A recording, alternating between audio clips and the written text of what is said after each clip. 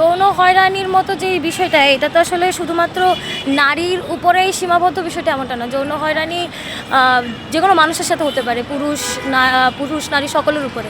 এখন এই যে বিষয়টা, এই বিষয়টাকে আসলে আমরা নজরআন্দাজ করতেছি, বা আপনি যেটা বললেন যে নারীরা কেন আওয়াজ তোলে না, নারীরা যাতে আওয়াজ তোলে, নারীরা যাতে তাদের যেই ঘটনাটা, যেই হয়রানির শিকার তারা হচ্ছে, সেইটা যাতে প্রতিবাদ তারা করতে পারে, সেই জন্যই আজকে আমার এই অবস্থান কর্মসূচি।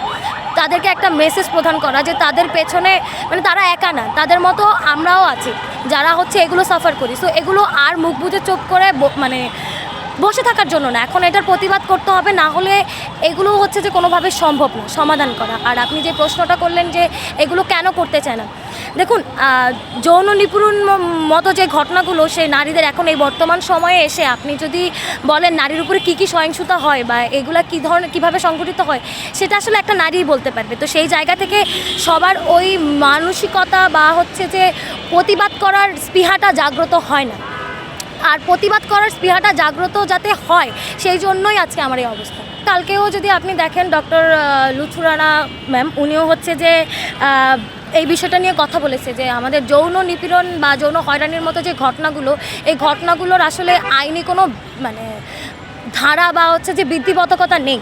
ধরুন পাবলিক ট্রান্সপোর্টে যদি আমি এখন যৌন হয়রানির মতো একটা ঘটনার শিকার হই, তাহলে এখন এইটার আমি একটা সুফল বিচার কিংবা হচ্ছে যে আদালত আমাকে দিতে পারবে না, কারণ আদালত চায় হচ্ছে যে আপনার সাক্ষী প্রমাণ।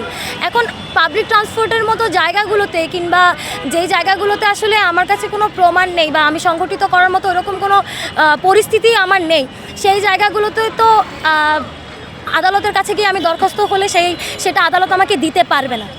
তো সেই জায়গা থেকে আমাদেরকেই সচেতন হতে হবে, আমাদেরকেই আমাদের মানে প্রতি হওয়া যে অন্যায় অপরাধ আছে সেটার প্রতিবাদ আমাদেরকেই করতে হবে।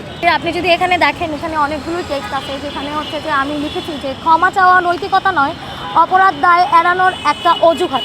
এই কথাটা হচ্ছে যে আমরা যখন দেখি সামাজিক পরিস্থিতিতে মানে নারীর উপরে হওয়া যেই কোনো সহিংসতা, সেটা যখন আমরা প্রকাশ করতে যাই, প্রকাশ করার পর আমরা দেখি যে আমাদের চারিপাশে আমাদের পরিবার কিংবা আমাদের আশেপাশের মানুষ আমাদেরকে বলে যে এটা কিছুই না, এটা ডাজন্ট ম্যাটার, এটা ক্ষমা করার ও তো তোমার কাছে ক্ষমা চাইতেছে, সেটা একজন মুরব্বী হিসেবে বা অমুক হিসেবে তোমার কাছে ক্ষমা চাইতেছে, তো এটা নিয়ে আর এত ইস্যু করার কোনো মানে হয় না।